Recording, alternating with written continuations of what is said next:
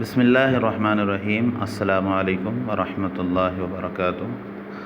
میرا نام اظہر علی ہے۔ پچھلی ویڈیو میں ہم نے عقائد پڑھے تھے، تو عقائد کی تعریف بھی کی تھی اور کتنے عقائد ہیں، ٹوٹل 7 عقائد ہیں۔ تو ان میں سے سب سے پہلا اللہ تعالیٰ پر ایمان، سب سے بنیادی عقیدہ جو ہے وہ اللہ تعالیٰ پر ایمان ہے۔ نمبر 2 فرشتوں پر ایمان۔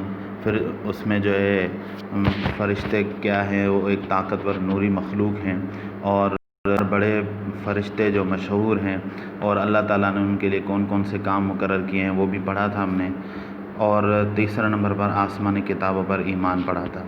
تو آسمانی کتابیں کل کتنی ہیں، آخری آسمانی کتاب کون سی ہے، کیا اب آسمانی کتابیں اور قیامت سے پہلے نازل ہوں گی یا نہیں ہوں گی، اور بھی بتایا تھا کہ قرآن مجید جو ہے وہ آخری آسمانی کتاب ہے، اس کے بعد کوئی بھی آخری آسمانی کتاب نہیں ہے، یعنی کہ قرآن مجید کے بعد کوئی کتاب نہیں ہے۔ تو اور اسی طرح میں نے آپ کو یہ بھی بتا کہ جو پچھلی جو کتابیں تھیں تورات زبور انجیل، ان کے اندر لوگوں نے تحریف اور رد و بدل کر دیا تھا، اور ان کے اندر جو انہوں نے ہیر پھیر کر دی تھی، مگر قرآن مجید کے اندر آج تک کوئی بھی ہیر پھیر یا اس کے اندر رد و بدل نہیں کر سکا۔ اس کی اصل وجہ یہ ہے کہ قرآن مجید کے اندر اللہ تعالیٰ کا ارشاد ہے، انا نحن نزلنا الذکر و انا لہ لحافظون۔ اللہ تعالیٰ ارشاد فرماتے ہیں کہ قرآن مجید کو ہم ہی نازل کرنے والے ہیں اور ہم ہی اس کی حفاظت کرنے والے ہیں۔ تو آگے پڑھتے ہیں۔ قرآن مجید اللہ تعالیٰ کی نازل کی ہوئی آخری آسمانی کتاب ہے جو اپنی اصل صورت میں محفوظ ہے، اس لیے کہ اس کے بعد کوئی آسمانی کتاب نہیں ہوگی۔ اس میں پچھلی آسمانی کتابوں کی تعلیمات کا خلاصہ موجود ہے۔ دنیا اور آخرت میں کامیابی کے لیے ضروری ہے کہ اس کی تعلیمات پر عمل کیا جائے، کہ انسان دنیا کے اندر کس طرح کامیاب ہو سکتا ہے اور آخرت میں بھی کس طرح کامیاب اور فائز ہو سکتا ہے، تو اس کا طریقہ قرآن مجید پر عمل کرنے سے ہی ہے۔ تو قرآن مجید جو ہے انسانوں کی رہنمائی کے لیے نازل کی گئی اور حضور علیہ الصلاۃ والسلام پر نازل کی گئی، اور حضرت جبرائیل علیہ الصلاۃ والسلام کے ذریعے نازل کی گئی، اور یہ آخری آسمانی کتاب ہے۔ نمبر 4 رسولوں پر ایمان۔ رسول اور نبی کے اندر فرق ہے۔ رسول کسے کہا جاتا ہے اور نبی کسے کہا جاتا ہے؟ نبی جو ہے پیغمبر کو کہا جاتا ہے، مگر رسول پیغمبر کو بھی کہتے ہیں، اور اس رسول اس پیغمبر کو کہتے ہیں جس کے اوپر آسمانی کتاب بھی نازل کی گئی ہو۔ ہر نبی کے اوپر آسمانی کتاب نازل نہیں ہوئی۔ کچھ جو ہے انبیاء علیہ الصلاۃ والسلام ہیں جن کے اوپر آسمانی کتاب نازل ہوئی، تو اس میں سے وہ چند ہیں، ان کو آپ رسول کہہ سکتے ہیں۔ تو ہر نبی کو آپ رسول نہیں کہہ سکتے، کیونکہ رسول اسے کہا جاتا ہے جس کے اوپر آسمانی کتاب بھی نازل کی گئی ہو اور کسی قوم کی طرف سے بھیجا بھی گیا ہو۔ آخرت میں کامیابی حاصل کرنے کے لیے اللہ تعالیٰ نے انسانوں کی رہنمائی کے لیے کم و بیش 1,24,000 پیغمبر بھیجے۔ کم و بیش 1,24,000 پیغمبر بھیجے جو مختلف علاقوں میں مختلف وقتوں پر آئے۔ یہ جو ہے اللہ تعالیٰ نے لوگوں کی ہدایت کے اعتبار سے مختلف اوقات میں، مختلف وقت میں، مختلف حالات میں جو ہے اللہ تعالیٰ نے پیغمبروں کو لوگوں کی ہدایت کے لیے بھیجا، جو مختلف علاقوں میں مختلف وقتوں پر آئے۔ انہوں نے اللہ تعالیٰ کی وحی کی روشنی میں انسانوں کو سیدھی راہ دکھائی۔ سب سے پہلے پیغمبر علیہ الصلاۃ والسلام حضرت آدم علیہ الصلاۃ والسلام ہیں۔ سب سے پہلے پیغمبر حضرت آدم علیہ الصلاۃ والسلام ہیں، اور سب سے آخری پیغمبر حضرت محمد صلی اللہ علیہ وآلہ وسلم ہیں۔ تو حضرت آدم سے لے کر حضور علیہ الصلاۃ والسلام تک جو ہے تقریباً یہ 1,24,000 انبیاء علیہ الصلاۃ والسلام ہیں۔ آپ صلی اللہ علیہ وسلم کی تعلیمات اپنی اصلی حالت میں محفوظ ہے۔ آپ صلی اللہ علیہ وآلہ وسلم کے بعد اب کوئی نبی نہیں آئے گا۔ آپ علیہ الصلاۃ والسلام کی جو تعلیمات بھی مکمل ہے اور ان کا دین بھی محفوظ ہے، مکمل ہے، اور حضور کے بعد کوئی نبی نہیں آئے گا۔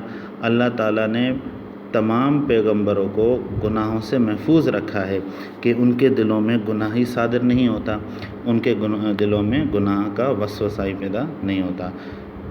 محفوظ رکھا ہے اللہ تعالیٰ نے انبیاء علیہ الصلاۃ والسلام کو گناہوں سے، تاکہ لوگ ان کی رہنمائی قبول کریں اور ان کے اندر کسی بھی قسم کا عیب نہ نکالیں۔ دیکھیں جیسے حضور علیہ الصلوۃ والسلام کی سیرت میں آپ نے دیکھا ہوگا کہ وہ کئی دفعہ جو ہے کفار جو حضور کے جو ہے عیب تلاش کرتے تھے، مگر حضور بالکل عیب سے پاک ہوتے تھے۔ تو کئی ایسے کفار تھے جو حضور کی جو ہے طبیعت پر اور حضور کی حسن اخلاق پر اور حضور کے جو ہے گفتگو کے بہترین انداز پر جو ہے حضور پر ایمان لے کر آئے۔ آخرت پر ایمان، آخرت کے دوسرے لفظی معنی ہے قیامت۔ قیامت کو بھی آخرت کہا جاتا ہے۔ آخرت کے لفظی معنی ہے بعد میں آنے والی چیز۔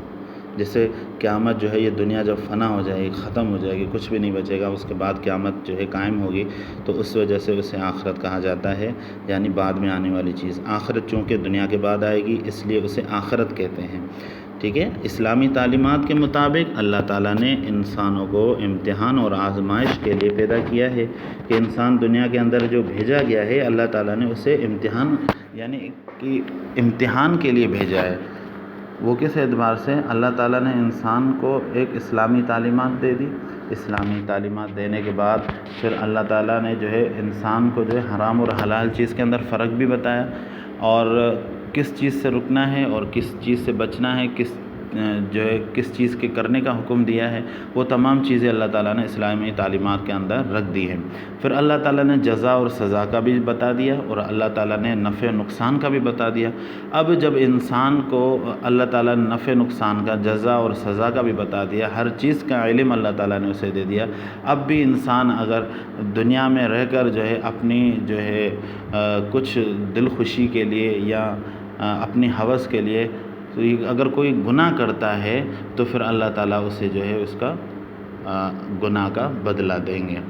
تو انسان کے دنیا میں بھیجنے کا مقصد صرف آزمائش ہے، تاکہ اللہ تعالیٰ دیکھنا چاہ رہے ہیں کہ اللہ تعالیٰ انسان کو بھیج کر یہ دیکھنا چاہ رہے ہیں کہ کیا وہ انسان جو ہے وہ میری عبادات پر عمل کرتا ہے، میرے احکامات پر عمل کرتا ہے، اور کس چیز کے کرنے کا اللہ تعالیٰ نے حکم دیا ہے کیا وہ کرتا ہے، اور کس چیز سے اللہ تعالیٰ نے روکنے کا حکم دیا ہے کیا وہ نہیں کرتا۔ اگر وہ اللہ تعالیٰ کے احکام کے مطابق زندگی گزارتا ہے تو وہ امتحان فائز اور کامیاب ہو جاتا ہے۔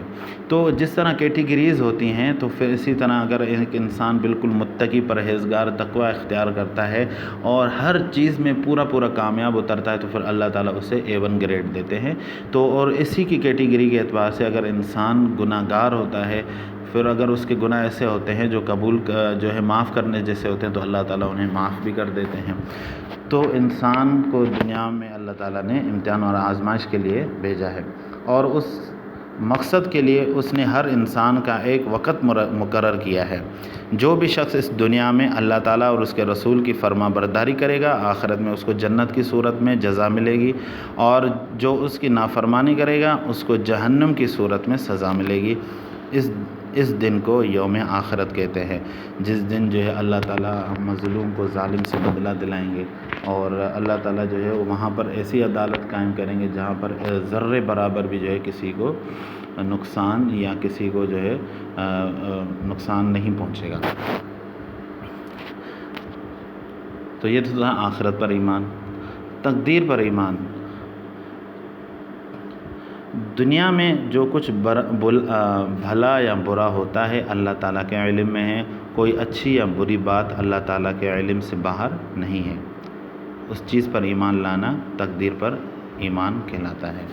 تقدیر کہا جاتا ہے کہ جب انسان کو اللہ تعالیٰ نے دنیا کے اندر بھیجا ہے تو اس کے جو ہے رجسٹر کے اندر اللہ تعالیٰ نے یہ بھی لکھ دیا ہے کہ یہ جو ہے فلاں دن کہاں بیٹھے گا، فلاں دن جو ہے کہاں پر کتنی روزی حاصل کرے گا، اس کو کتنے بیٹے ہوں گے، اور یہ جو ہے فلاں دن نیک کام کرے گا۔ یہ اللہ تعالیٰ نے تقدیر کے اندر انسانوں کے لکھ دیا ہے، تو یہ پہلے سے ہی مقرر ہے۔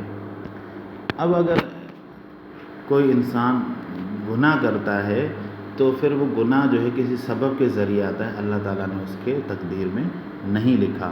اللہ تعالیٰ نے کہا کہ اگر یہ شخص جو ہے فلاں دن اگر یہ کرے گا تو پھر اس کا جو ہے گناہ اس سے صادر ہو جائے گا، پھر اس کے یہ کرنے اور نہ کرنے کو جو ہے تقدیر میں نہیں لکھا گیا، کیونکہ اللہ تعالیٰ نے ہماری جو ہے اسلامی تعلیمات میں اللہ تعالیٰ نے جزا اور سزا کا اور نفع نقصان کا سب کچھ جو ہے اللہ تعالیٰ نے ہمیں تعلیم دے دی ہے۔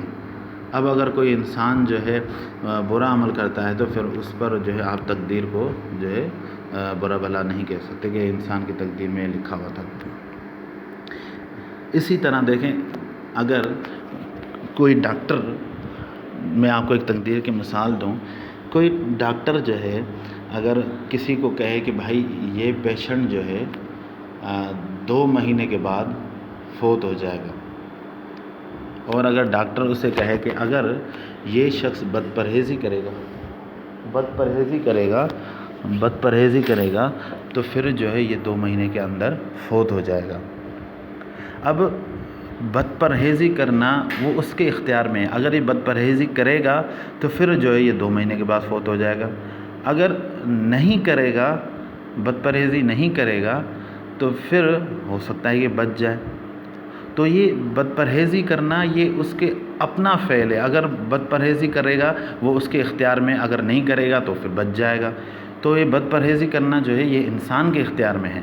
جس طرح ڈاکٹر ہمیں کہتے ہیں کہ بھائی یہ فلاں چیز آپ نے نہیں کھانی، اگر آپ کھائیں گے تو آپ کا مرض بڑھ جائے گا، تو پھر یہ جو ہے بد پرہیزی کرنا یہ انسان کے اختیار میں ہے، یہ کوئی تقدیر وغیرہ میں لکھی ہوئی نہیں ہے۔ اب اسے جو ہے ڈاکٹر نے اس جو ہے نفع و نقصان کا بتا دیا، اب اگر آپ یہ چیز کھائیں گے، اگر آپ بد پرہیزی کریں گے تو آپ کو نقصان ہوگا، اگر آپ نہیں بد پرہیزی نہیں کریں گے تو پھر آپ کو جو ہے اس سے جو ہے کیا ہوگا، مرض سے ہو سکتا ہے نجات بھی مل جائے۔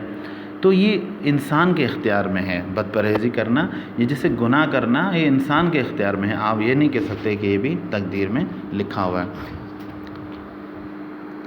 تو دنیا میں جو کچھ بھلا یا برا ہوتا ہے اللہ تعالیٰ کے علم میں ہے، کوئی اچھی یا بری بات اللہ تعالیٰ کے علم سے باہر نہیں۔ اس چیز پر ایمان لانا تقدیر پر ایمان کہلاتا ہے۔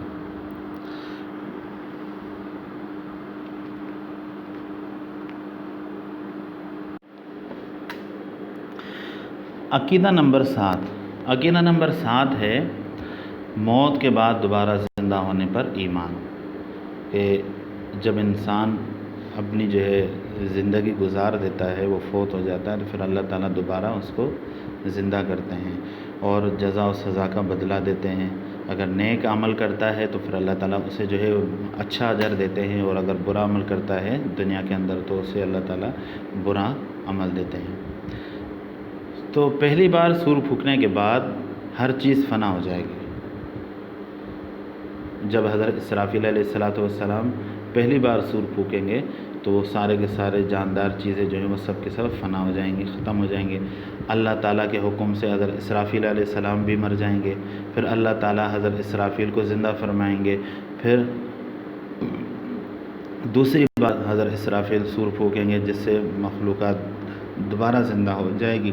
زندہ ہونے کے بعد انسانوں اور جنات سے حساب لیا جائے گا، اس دن کو قیامت کا دن کہا جاتا ہے۔ تو حضرت اسرافیل علیہ السلام جب سور پھونکیں گے تو پھر یہ کہا جاتا ہے حدیث میں کہ وہ انسانوں کو جو ہے سور جو ہے ایک اچھا آواز لگنے لگے گی، پھر اچھا ہوتے ہوتے وہ جو ہے اتنے خوفناک ہو جائے گی جس سے انسانوں کے کلیجے پھٹ جائیں گے۔ پھر دوبارہ حضرت اسرافیل علیہ السلام سور پھونکیں گے تو تمام کی تمام جاندار چیزیں دوبارہ زندہ ہو جائیں گی۔ تو بیٹا پیارے بچوں یاد رکھیں، سور ایک نورانی آلہ ہے جسے حضرت اسرافیل علیہ السلام اپنے منہ میں کیے ہوئے ہیں۔ جب اللہ تعالیٰ کا حکم ہوگا وہ اس میں پہلی بار پھونکیں گے تو پوری کائنات فنا ہو جائے گی، کچھ مدت کے بعد اللہ کے حکم سے دوسری بار پھونکیں گے تو مخلوقات زندہ ہو جائے گی۔ سبق کا خلاصہ، عقیدہ پختہ نظریے کو کہتے ہیں۔ اسلام کے بنیادی عقائد یہ ہیں کہ اللہ تعالیٰ پر ایمان، اس کے فرشتوں پر، اس کی کتابوں پر، اس کے رسولوں پر، آخرت کے دن پر، اللہ تعالیٰ کی طرف سے ہر اچھی اور بری تقدیر پر، اور موت کے بعد دوبارہ زندہ اٹھائے جانے پر سچے دل سے یقین کیا جائے اور زبان سے اس کا اقرار کیا جائے اور عمل سے اس کی گواہی دی جائے، اس کو ایمان کہا جاتا ہے۔ تو بیٹا یہ ٹوٹل جو ہے 7 عقائد ہیں، 7 بنیادی عقائد ہیں۔ عقائد کی میں نے آپ کو تعریف بتائی کہ انسان کے پختہ اور نظری یقین کو عقیدہ کہا جاتا ہے۔ تو پھر جو ہے انشاءاللہ آپ نے جو ہے ان سوالات کے جوابات بھی دینے ہیں۔ سوال نمبر 1 ہے عقیدے کے کیا معنی ہیں، نمبر 2 اسلام کے بنیادی عقائد کون سے ہیں، نمبر 3 اللہ پر ایمان لانے کا کیا مطلب ہے، فرشتے کون سی مخلوق ہیں، نمبر 5 سور کیا ہے۔ تو یہ ٹوٹل 5 سوالات ہیں، تو ان کے آپ نے جوابات بھی دینے ہیں۔ ٹھیک ہے بیٹا، جو بات آپ نے سمجھ میں نہیں آئی تو آپ مجھے جو ہے واٹس ایپ کے ذریعے، SMS کے ذریعے آپ مجھ سے پوچھ سکتے ہیں. ٹھیک ہے، السلام علیکم.